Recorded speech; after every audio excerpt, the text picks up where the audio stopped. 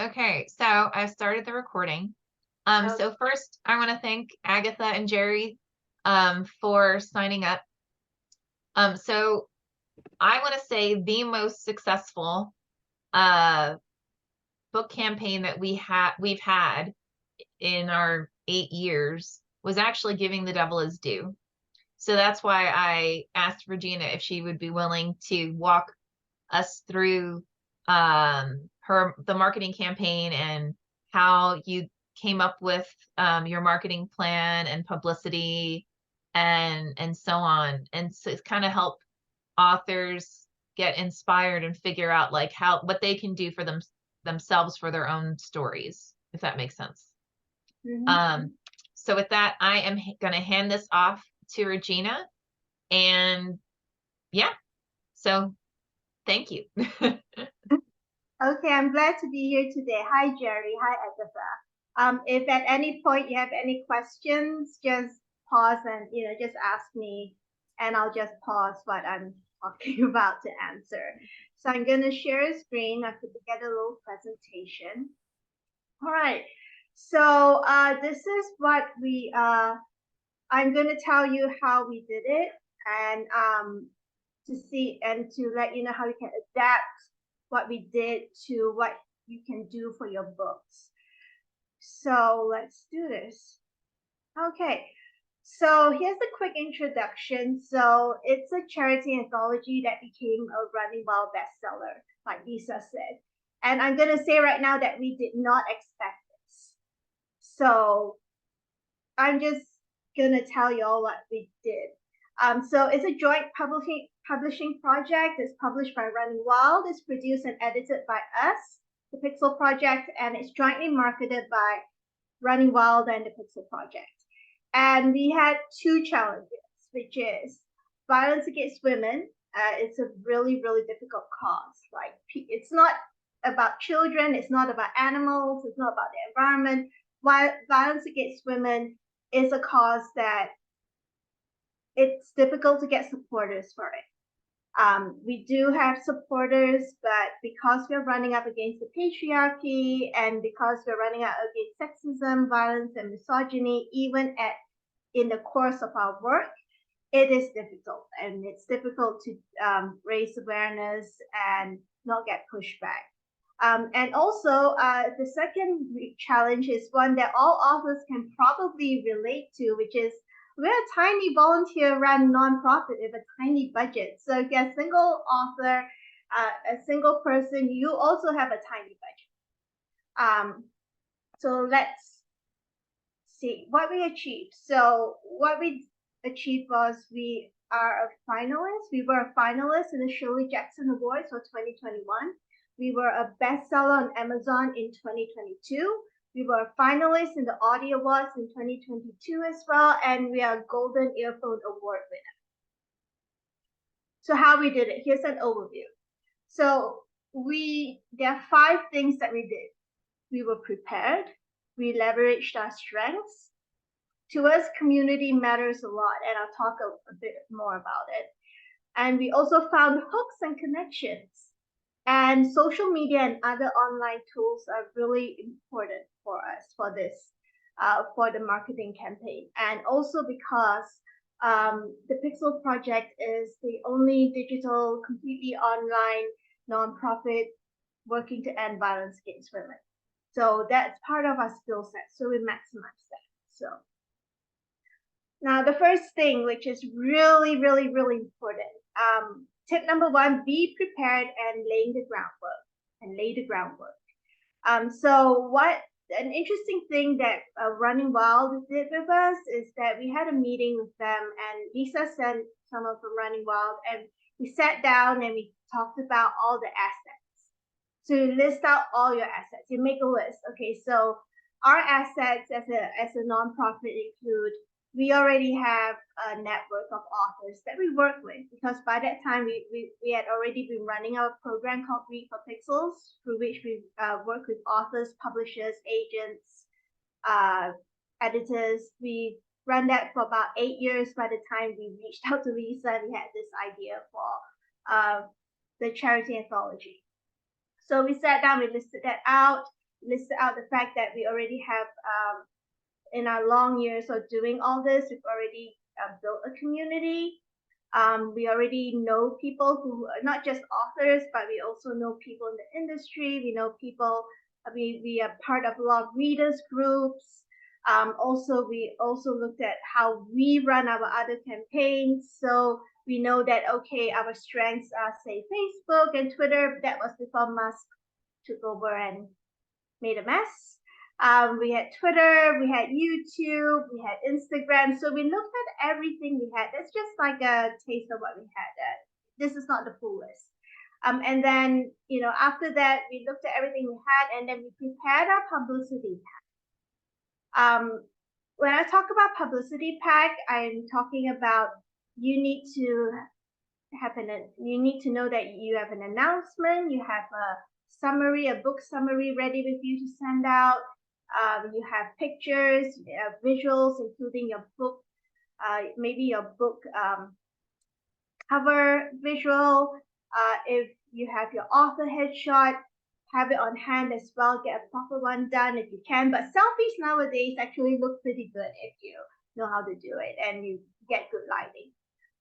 For us, we had 16 authors. So we collected everyone's headshots. We had those ready.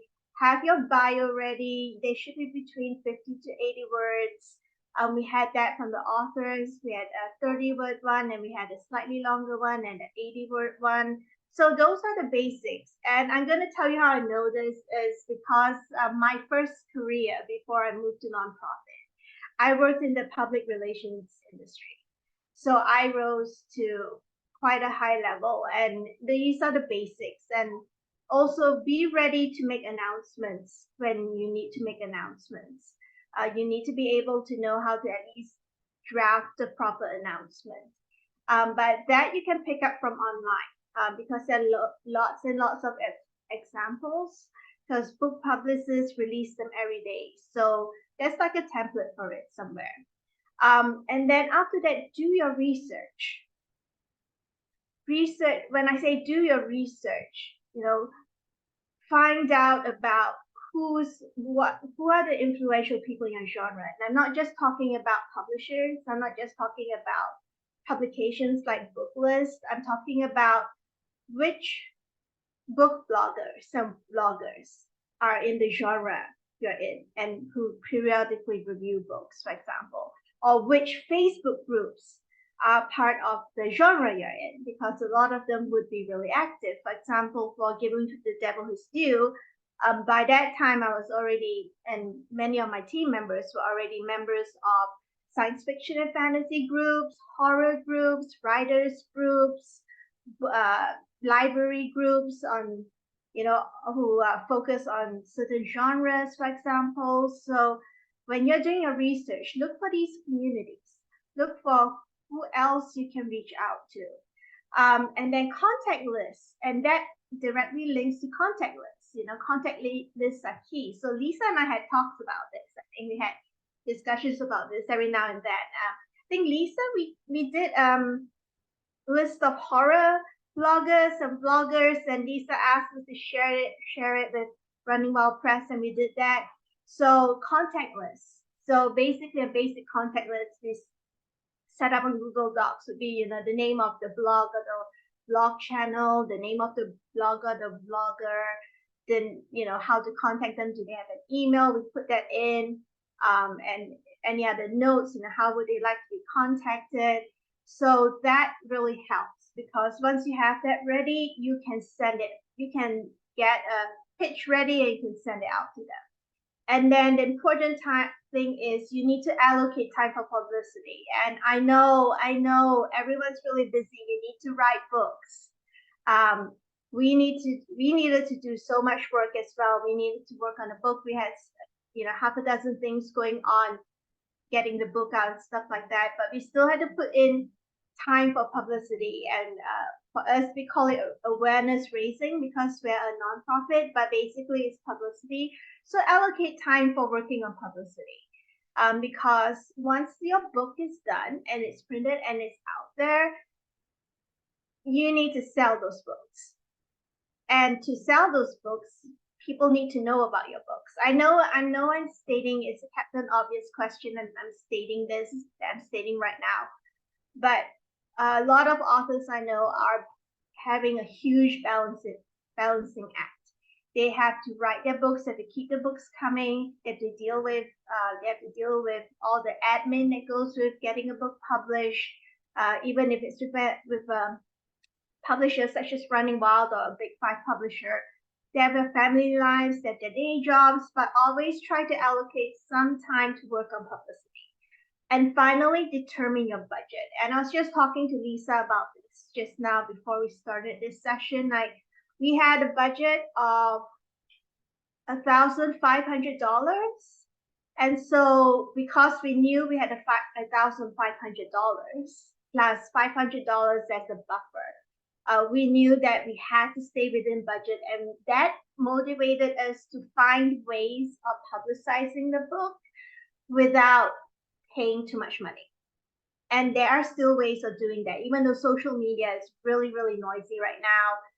And prices are going up for everything from book plates to BookBub. It's still going to be worth it. All right. So number 2, leverage your strengths. So here are some questions to ask yourself. I was going to just tell you what we did, and then I figured that it would be more useful to list out questions that you could ask yourself, that anyone can ask themselves when they are getting ready to market their book. First of all, who do I know? So that ties in with the whole thing I talked about just now about, listing out your assets. Who do you know? It sounds a bit cold because you're thinking of people as assets or communities as assets, but who do I know? Do I know 5 or 6 Facebook groups about that talk about fantasy, that allow author promotions, that are really friendly, that I've been in there for a while and people know me? For example, who do I know? Or do I know, am I friends with a book blogger and someone who's got quite an audience? Ask yourself that. And then tied into that, what is or are my community? Who is or are my community? Sorry. Who and what?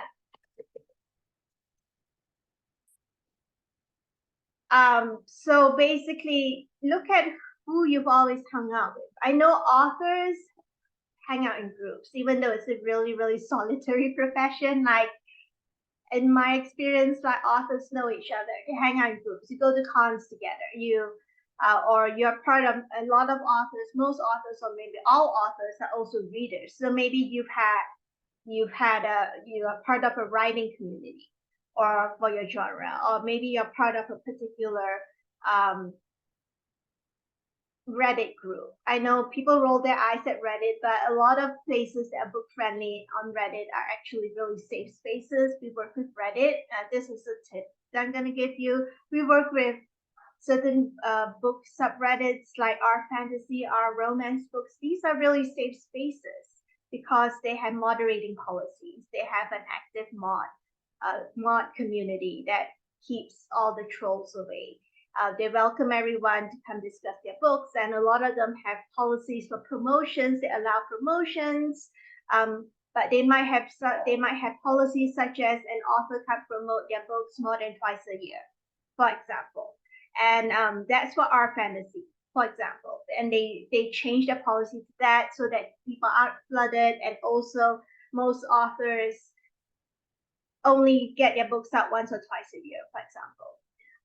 And then the third question is, what support can my publisher provide? So this is a conversation that Lisa and I had as well a lot, as in the months and weeks leading up to the launch of Giving the Devil His Due.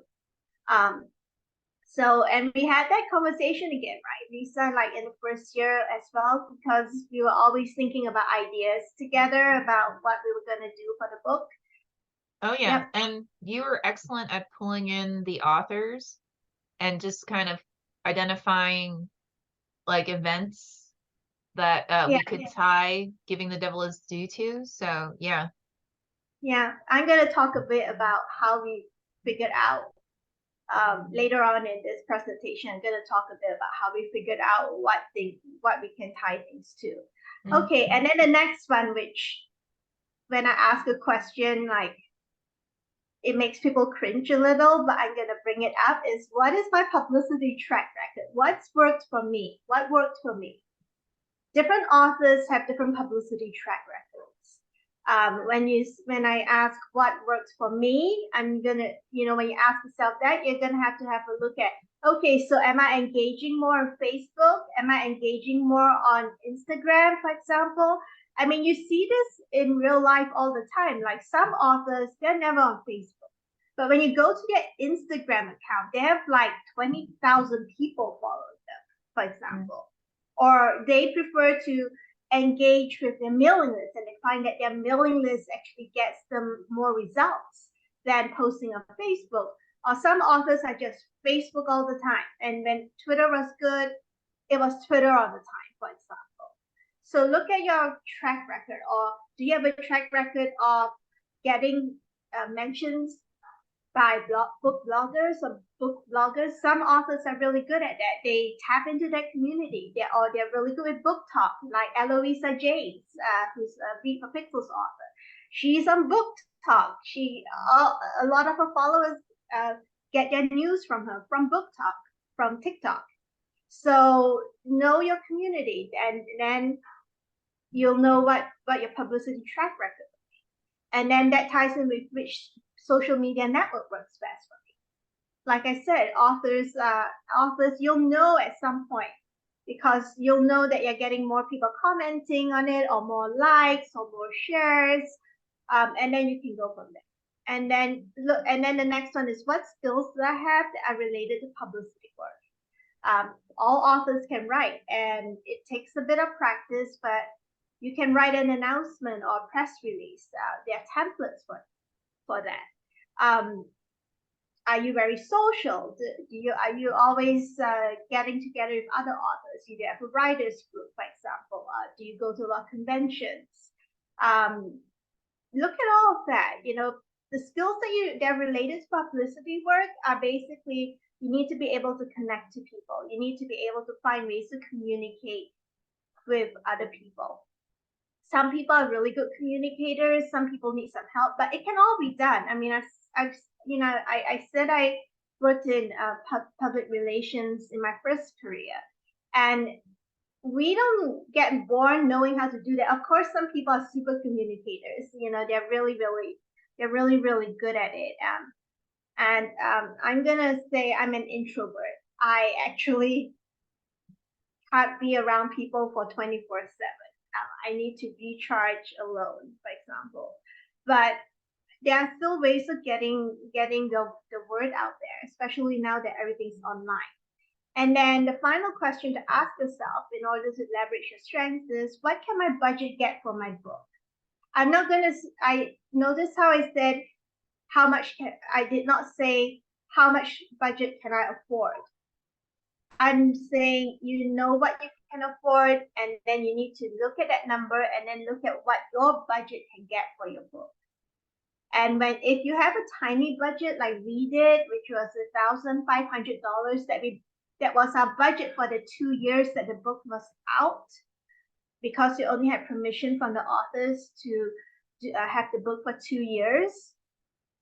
Then we asked ourselves, what can we get for this budget? Because it's an average of $750 a year. That's not a huge budget, not for an organization anyway. You might have, authors would have an even smaller budget.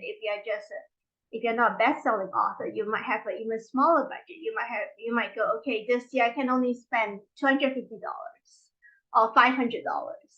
And then you need to go look at what you can get for that. And what do you think? And you need to look at how all that fits in with everything else you want to do. Okay, so next, community matters. Who do you know whom you can count on to join forces with your book? So book reader, genre writer, publishing communities you belong to, both online and offline.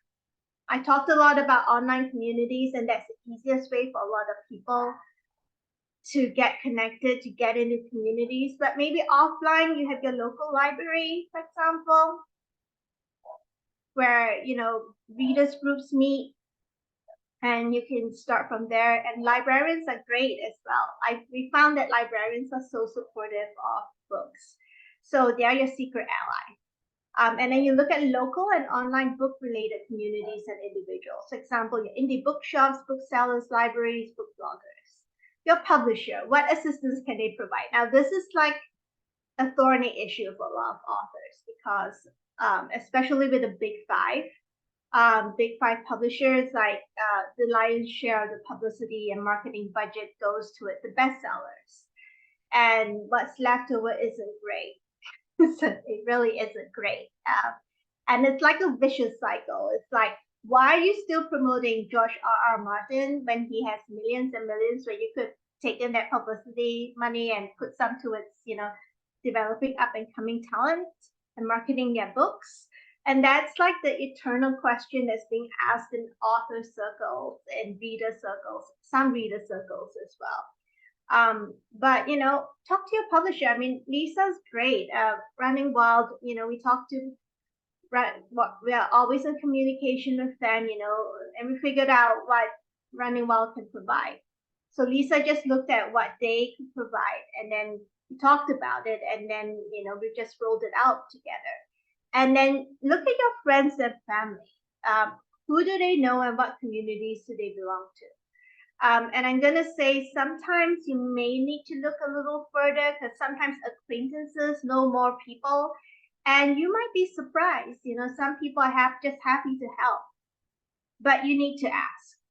And you need to, you know, figure, you know, if it's an acquaintance, you'll know, at least know them from another circle of people.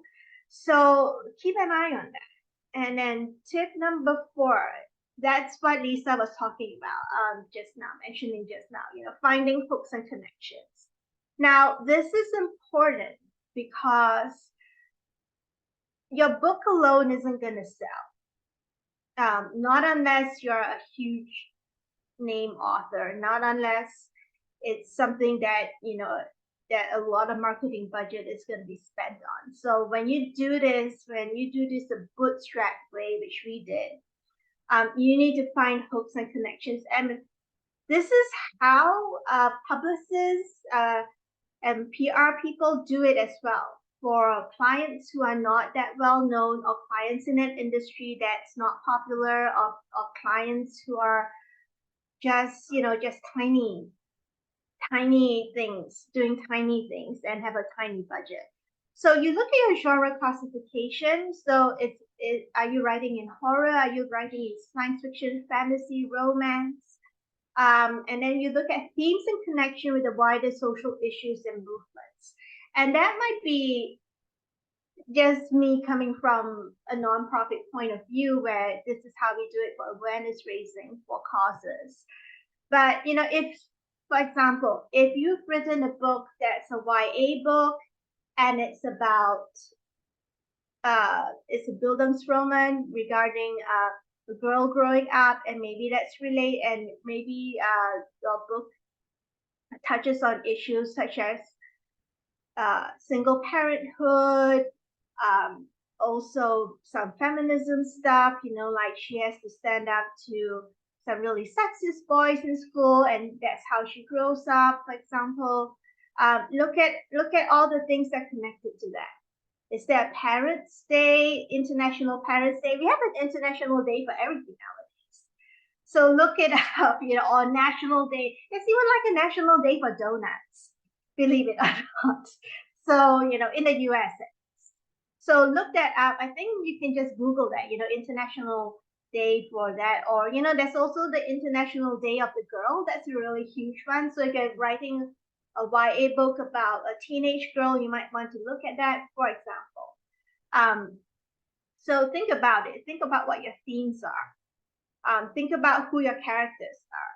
Think about the challenges that they face. Think about, you know, is there a really big thing, big motif running through your stories, and then figure out how to connect to certain things in real life.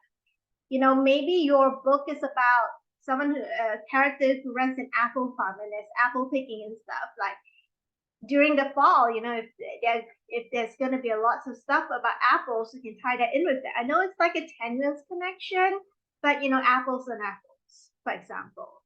And then look at the fun or striking aspects of your book that are popular in the real world. So what's popular right now, for example? If you're writing a horror book, that's easy, Halloween. You know, tie it in with Halloween.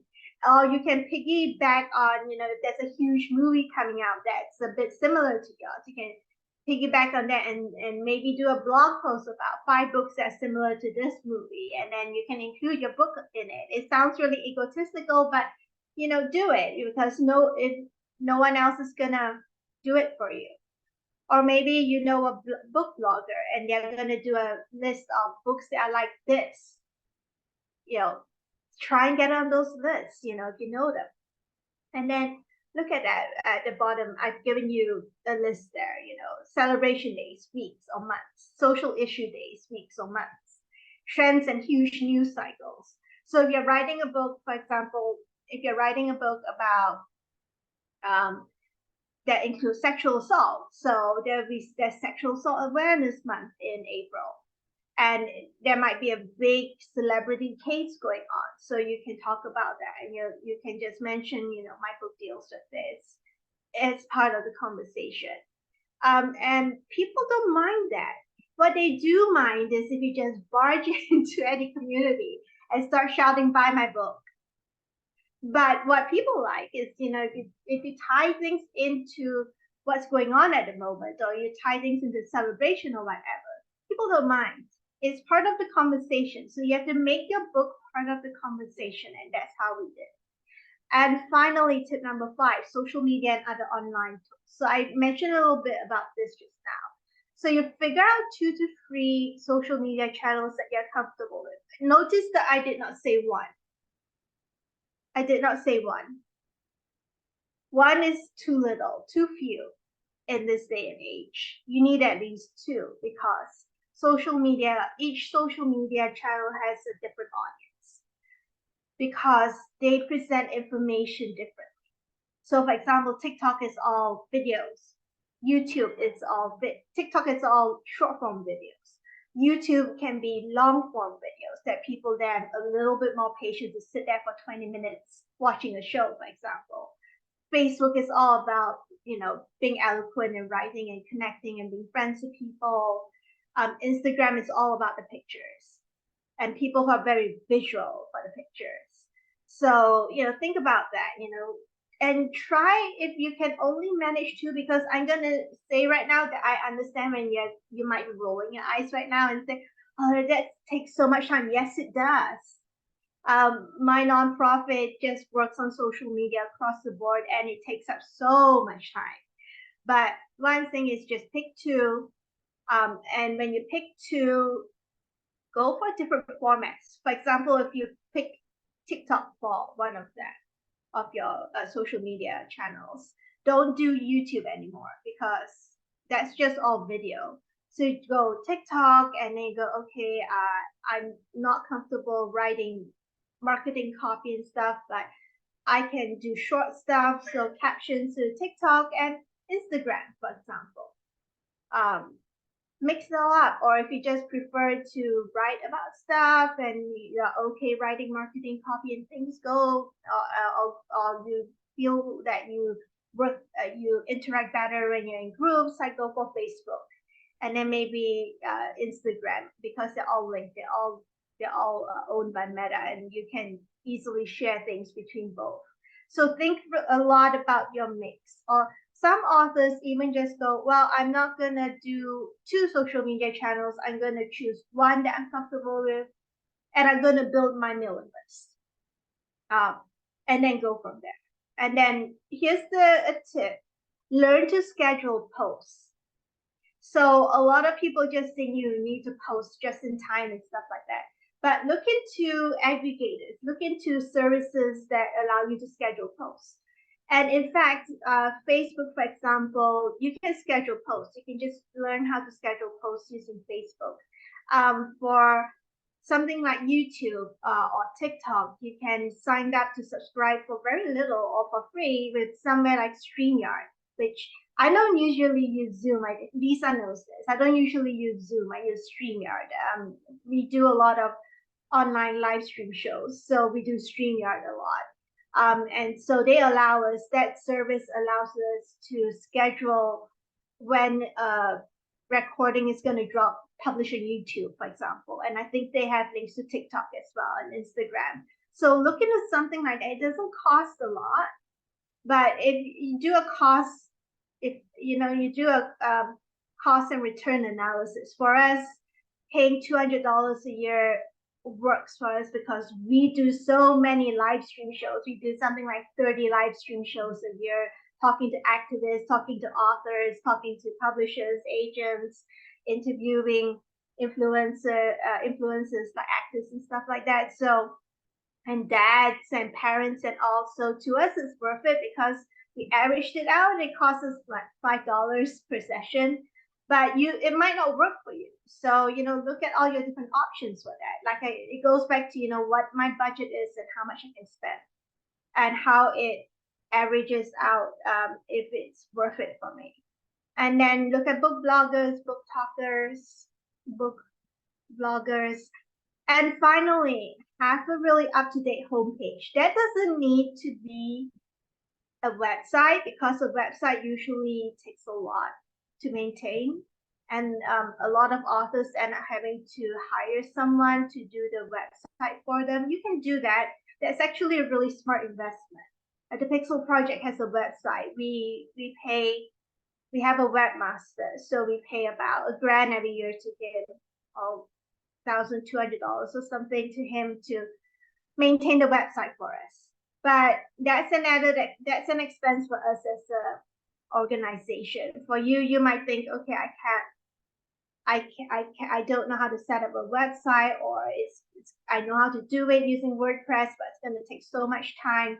So you need to decide, okay, so am I going to set aside this amount of time to set up the entire thing? Or do I just want to take a shortcut and use Facebook as a homepage? Because there are a lot of authors who use Facebook as a home, set up a Facebook page as a homepage. So whatever you decide, whatever's easiest for you, make sure you have one and make sure you keep it updated. Because the huge complaint that I hear from readers a lot is, when we go to an author's website, it's not updated. We don't know what's coming out. Or when we go to authors, or if the author doesn't have a website, when we go to the Facebook page, it's not been updated for months or weeks. We don't know if something's coming out. So they can't buy what they don't know about. This is the principle to keep in mind. People can't buy what they don't know about. And this is why there's so many, there's this huge, I'm gonna give you an example here. In one of the science fiction and fantasy groups I'm in, there was a huge argument. There was a huge argument going on when Fonda Lee, who's the best-selling author of the Jade, one of the, I think it's called the Jade series, the Green Jade series or something like that. And she was talking about the fact that a lot of bookshops allocate too much shelf space to authors like Tolkien. You can get a whole bookcase that's just Tolkien. And the result of that is that smaller authors are pushed out. There's only in a physical shop, there's a finite amount of space, right? There's a finite amount of space where, on the bookshelves. So she was talking about, she got dragged for it because, fanboys, and I say this a B-O-I, not B-O-Y, are very aggressive about stuff like that. So, what I waded into the argument, and what I pointed out to all of them is this: there's only so much space and shelves. There are only so many shelves in a bookshop, in a bookstore. And having your book there on the shelf helps, even if it's just 1 or 2 copies, because people buy what's available, what they can see, what they know about. They don't buy what's not there or what they don't know about. So the same principle applies to marketing and publicity.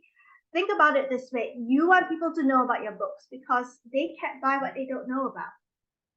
Online makes it so much easier. People can order from any of the major retailers. They can order it in any format they want, at least for ebook and paperback. Audiobooks are a different beast altogether because they cost quite a lot to produce, and not everyone has the budget for that. Not every publisher has the budget for that, or would like to allocate budget for that. But the basics like ebooks and paperbacks, you've written the book, it deserves to get into people's hands. So let them know about it. And it is hard work. And like I said, you need to allocate time to it, even if it's just doing all that for once a week. But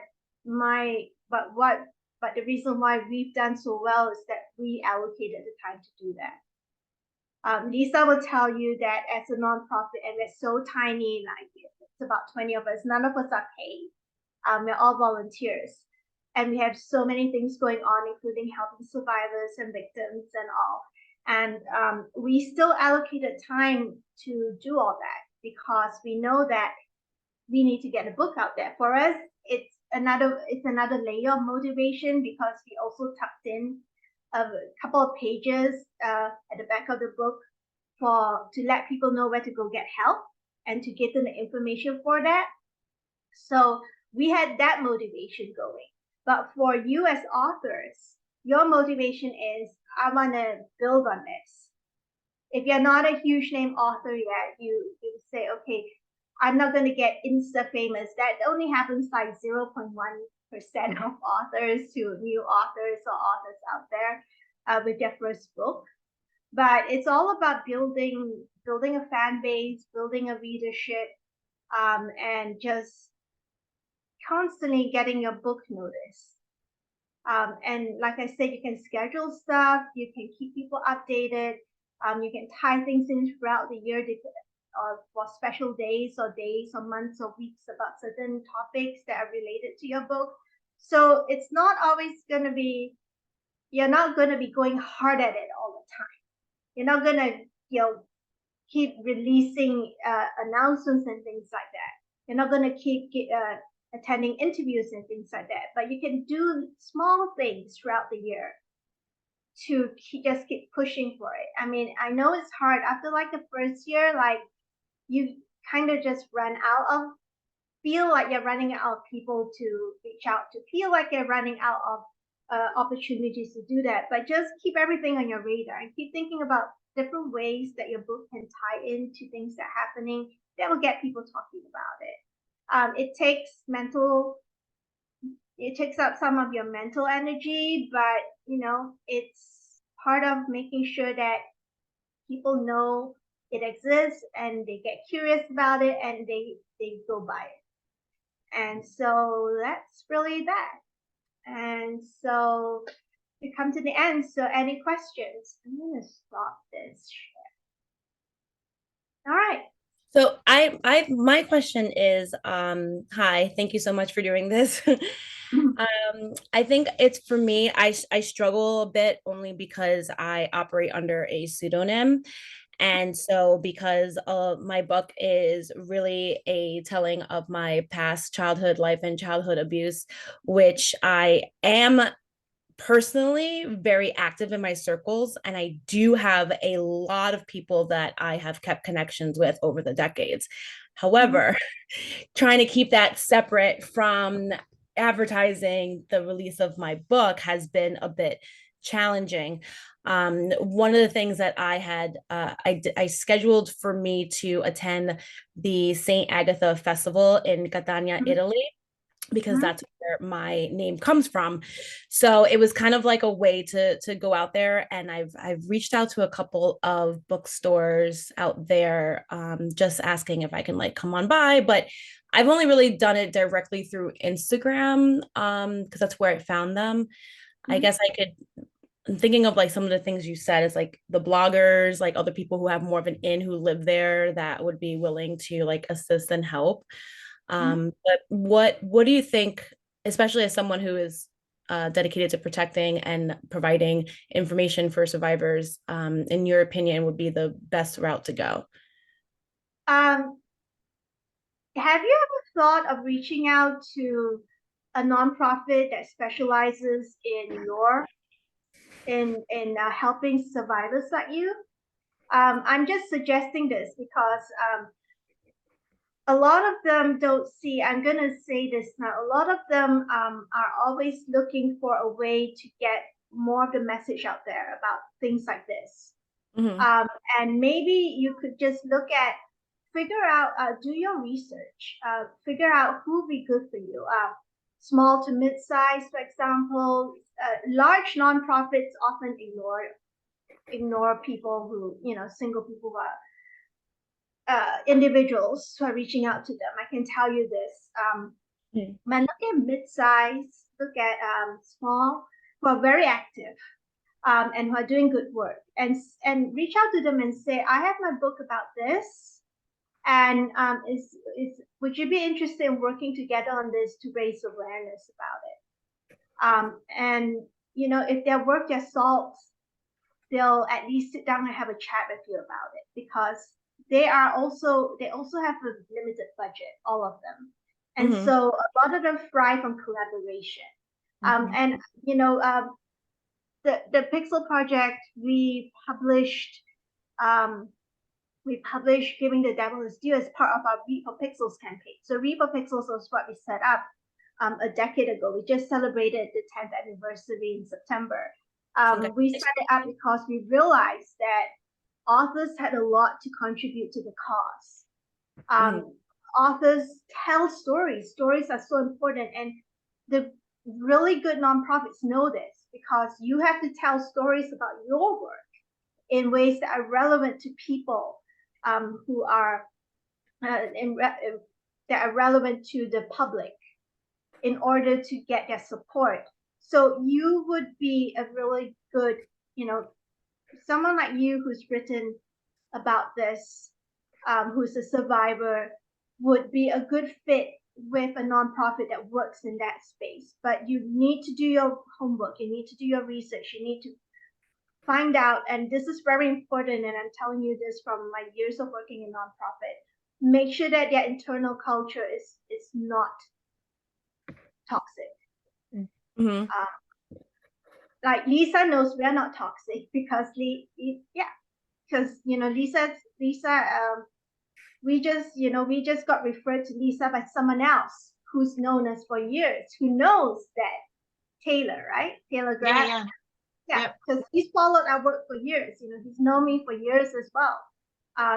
Book community knows me because I'm, even before Read for Pixels, I've been part of the book community because I read a lot. So Agatha, this is specifically for you because of the type of book you've written, and because you use a pseudonym. Reach out to a nonprofit that would fit with you and see where you can intersect, where you can collaborate. It could be a one-off, it could be an ongoing thing, but see if you can do that. And look at, since you're going to Italy, find out if there are any organized charity organizations there that also work on your cause, work with survivors there, and then reach out to them. I don't know if you speak Italian? No, I've been learning. I've been teaching myself. I've been before, so I've gone by, got by with what I know. So, but I'm not fluent. Well, sorry to piggyback real fast. Agatha, don't forget that you can do your research and look up like celebrities who are interested in what the causes that you represent, and just approach them and let them know, hey, I have this book coming out. I would love to send you a free copy, or I would love to partner with you on something. Like you would be surprised at the kind of uplift you can get from that. Because I think a lot of the success that we had with Giving the Devil His Due was it was everything that Regina just mentioned. And it was being honestly just being creative with it and like being willing to approach people and just say, hey, you know, like this is Domestic Abuse Awareness Month. Would you be willing to take like a picture of yourself with your pet and you know the book Yeah. cover, you know, Yeah, like the pet thing. Yeah, the pet thing. Yeah. yeah, I mean like people love doing like it sounds cheeky, but it because it's cheeky, they love doing it. Do you know what I mean? Like Yeah. I'm gonna add a caveat about reaching out to celebrities because Pixel Project works with so many high profile people is that just be prepared for a lot of no's. And yeah, also just be prepared for a lot of no answers. yeah, But if you identify the right person, and here's a tip, like identify the right person and you know you have some sort of connection with them, maybe even 2 or 3 times removed, it's worth asking.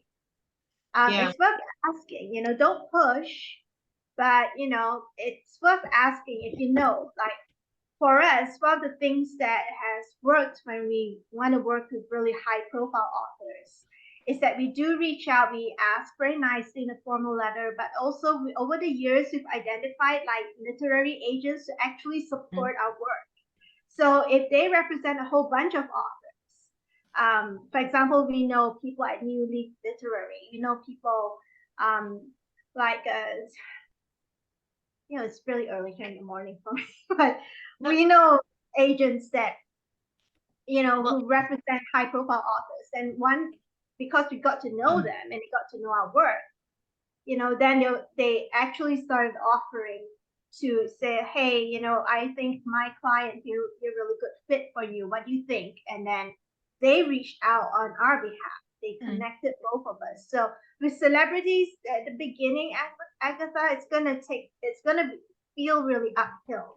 yeah. But if you do your homework, like Lisa said, and figure out who supports, you know, Well, what and your book is about, then you can just write them. But you know, that's just one. That's just gonna be one aspect of the publicity, though. and don't forget to like your social media, Agatha, look at who follows you. Like you might be surprised who follows you and like focus on like the number of followers they have as well. Because you'll want to look at like those are the people that you'll want to reach out to and just say, hey, you know, I've got, you know, I again, it's just approaching them with, you know, I have this event coming up. Would you be willing to share it? Or I have this interview. And to Regina's point, you're going to get a whole lot of no's and no answers, but you would be surprised at, you know, like I approached Stephen King to see if he would write a review for one of our books. And I thought he's not going to answer, but if I don't try, I don't get, right? Right. And I was shocked. 24 hours later, his assistant reached out to me and gave me his personal mailing address and said, just send him the book. And there's no promises, but I think this is something he would be interested in. So you just don't, you know, you don't know. Paul Stanley follows me on Twitter. I have no idea why Paul Stanley from KISS follows me on Twitter. Right. But, you know, go and look at who follows you and then you can kind of build on that, you know? Oh yeah. I mean, we were surprised. Like we used to be on Twitter, and then we stopped being on Twitter because Musk just destroyed our tools. But you know, we were surprised that you know people like Rosanna Cat just tweeted at us and followed us and say, hey, look at this, you might have missed this headline and stuff. Like it's not very deep connection, but if people know who you are, that's why I said, you know, think about it this way, you know, people don't buy what they can't see, right, or they can't get a hold of. Oh, by the way, you have more luck with Stephen King than us, Lisa. So it is it is kind of random sometimes. I'm gonna say, like, you might Oh connect yeah. with some, but you might not connect with another. So yeah. So Agatha, is this helpful? Because yours is a really specific case because you're It, writing it is acronym and you're writing about helpful. No, it is helpful. I mean, I have actually sent my book to one celebrity that I had a close connection with that I did not mind sending it to, and they, had agreed to read it. So I'm just giving it time before I reach out again. Yeah. Okay. So Jerry, do you have any questions? No, no question. I know I've got action items though, so it's been very helpful, Regina. So it's yeah, I just basically have to build a plan, and even this early on in what I'm doing, I've got to build more of a social media plan to be on there more than what I am. Yeah, if it helps, like I think it was like at least 6 months of planning with marketing before Giving the Devil His Due was even released. Oh And yeah. yeah, working in when I used to work in public relations, and I actually started my career in working for Penguin and Pearson in the marketing department. And the marketing schedule was like months ahead of time. It's like you're working on it a year ahead of time. And that was before social media. That was like, no, it wasn't. But but at that point, like the book community hasn't, and authors haven't started using social media yet at that point. But basically, it was like 8 to 12 months ahead of time to get everything ready, and if you're, working with a small publisher like Running Wild, or you're working an indie author, you need to pull together all your contact lists way ahead of time. That takes time. You have to pull together all your materials, get your headshot done, I don't know about Agatha though, because Agatha works on this pseudonym. I use AI to do it, to make headshots. Oh, okay. Okay. Mhm.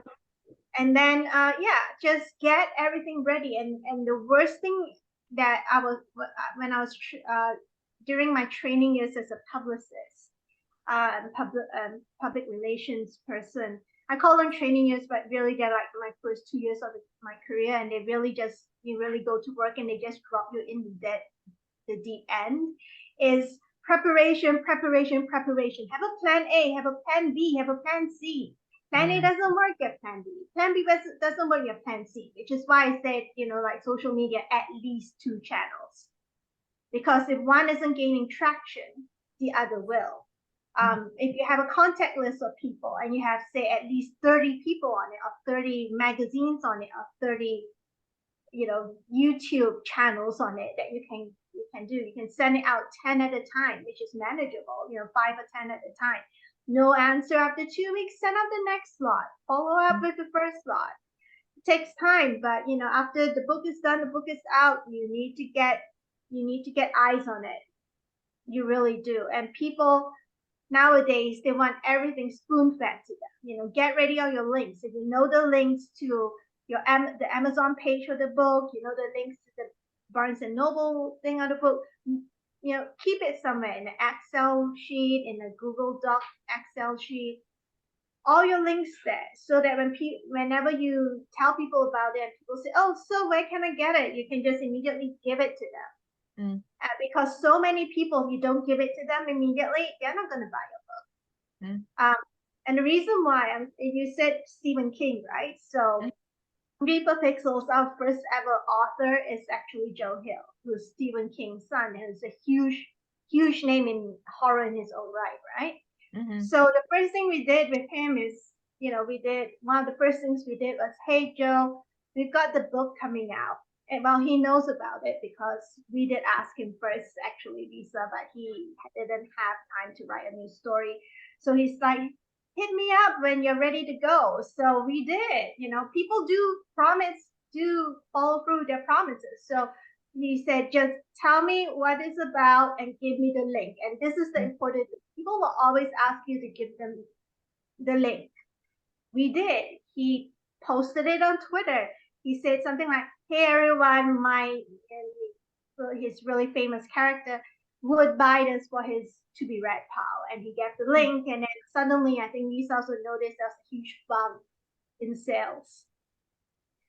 And finally, don't be afraid to spend a little bit of money to get traction. So things like book club, I think Lisa Running Wild very kindly did that for us. Things like, you know, if you have to get book plates or bookmarks or something to send out, you know, something that you think that people are going to carry with them, and someone else might see the design on it and go, oh, that's a really pretty book plate. That's a really pretty bookmark, you know. Oh, look, it's the book. Oh, you have to get people curious about it. Yeah. And that's the thing, like if you get people's attention, it's not enough. You have to get people really curious about your book. And, you know, and make sure your pitch is tight, really, really tight. You need to know exactly what your book is about and be able to say it in a minute or so. So, for example, like with Giving the Devil His Due, we always tell people this is a charity anthology that is where the Twilight Zone meets Promising Young Woman. And people get really, really interested because Rod Serling is famous for, you know, spooky stories that have social messages, and Promising Young Woman is about a young woman who gets revenge on all her best friend's rapists because her friend committed suicide. So she ruins all their lives. And, you know, that's what Giving the Devil His Due is about. The genre crossed with the theme. So, you know, I know a lot of authors say that, and I've listened in on so many conversations about this, that it's really difficult to write good copy. Yes, it is. Yes, it is. But it's worth it once you put in the effort to learn how to do that, to write really catchy copy. Because that's your elevator pitch.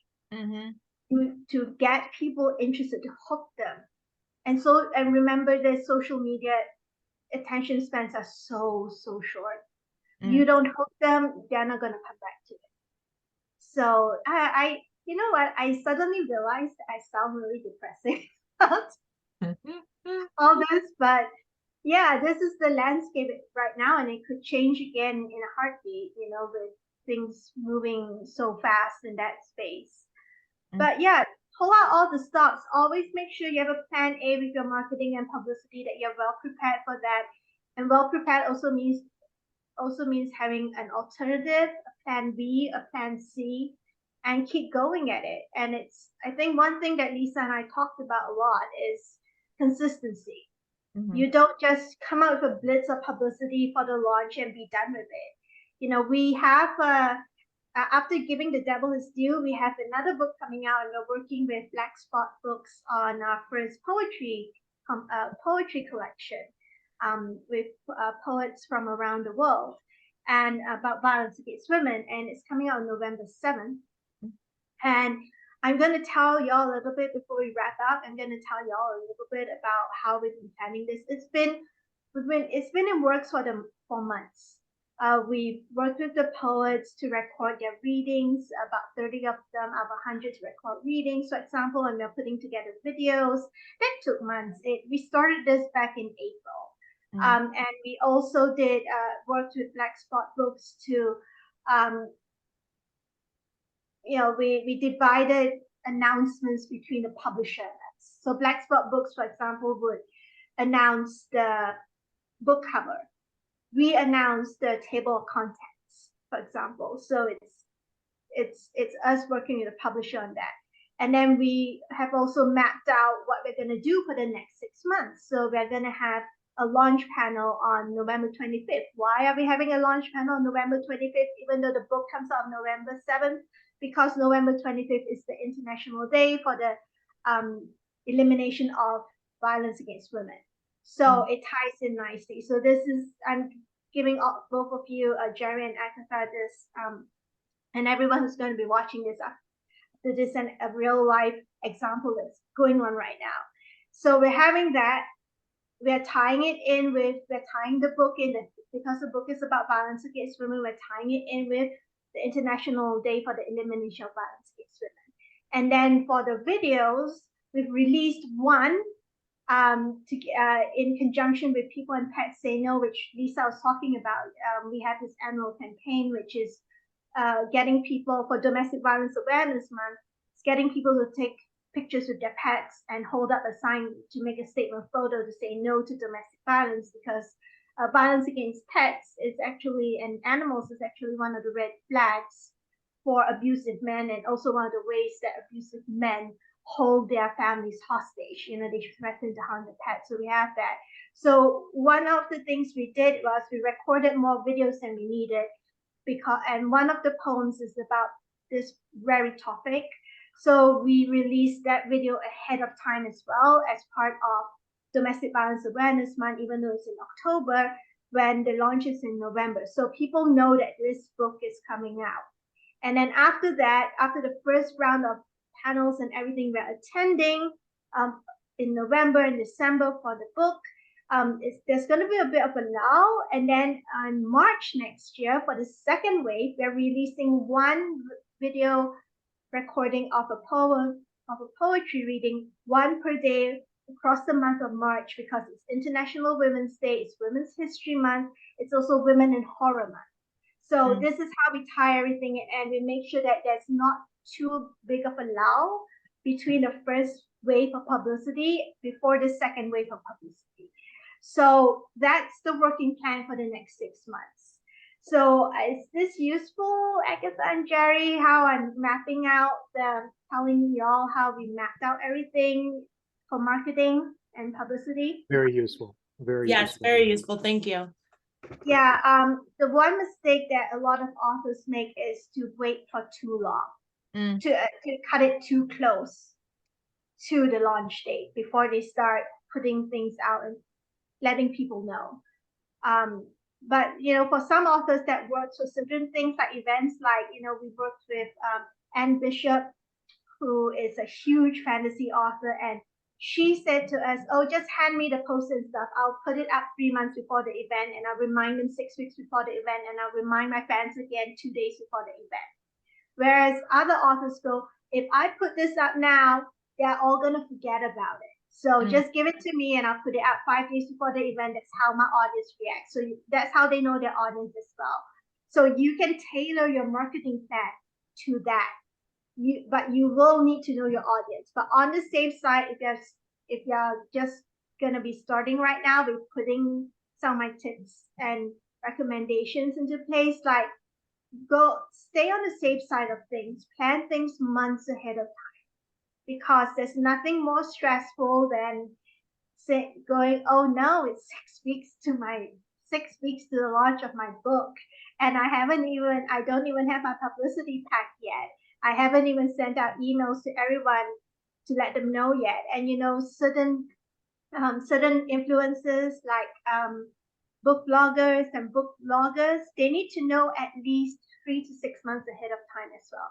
They don't take any last minute, seriously, they don't take any last minute requests unless it's something that's huge and they've been angling to get it. And yeah, you know, but for everyone else, go read, you know, their rules for submission, and you will see that they will need at least 3 months. If you're running a book, if you're running a blog tour, you need to tell them 6 months in advance. This is my book's coming out, and on this day, we're running a blog tour, and we're going to be talking about XYZ issues to do with my book as well. You know, something that Agatha can use this tip, and then, you know, tie it in with that. But always count backwards. How many months do I need? When is my book coming out? Count backwards. When does the 8 months beforehand point start? And then map it out from there. And Lisa has seen our marketing schedule. It's huge. It's this huge Excel schedule with, you know, color coded everywhere. And you can do one that suits you best, but we did it that way, and we shared it with our publisher. And I'm gonna say, since, you know, Running Wild's publishing your books, you can do that as well, and you can share it with Lisa. And I think a lot of publishers who are worth their salt, or at least have marketing and publicity teams who are worth their salt, will want to see that. because there's nothing worse than not being coordinated with your author when you're doing things. And that causes confusion, and you don't want any confusion in a marketing campaign, that anything that confuses people in a marketing campaign, because everything needs to go off seamlessly. But that just might be my training talking, my early career training talking, everything needs to go well. But that has stood my nonprofit in good stead. We're publicizing everything from certain, campaigns that we do, reaching out to survivors, all the way to book publicity, all the way to event publicity where we run all these live streams and things like that. That stood us in good stead. You need people to know. People don't help, or people don't buy what they don't know. Yep, absolutely. And Absolutely. that's basically it. Awesome. Well, Regina, thank you. This was absolutely amazing. So guys, I'm gonna stop the recording now.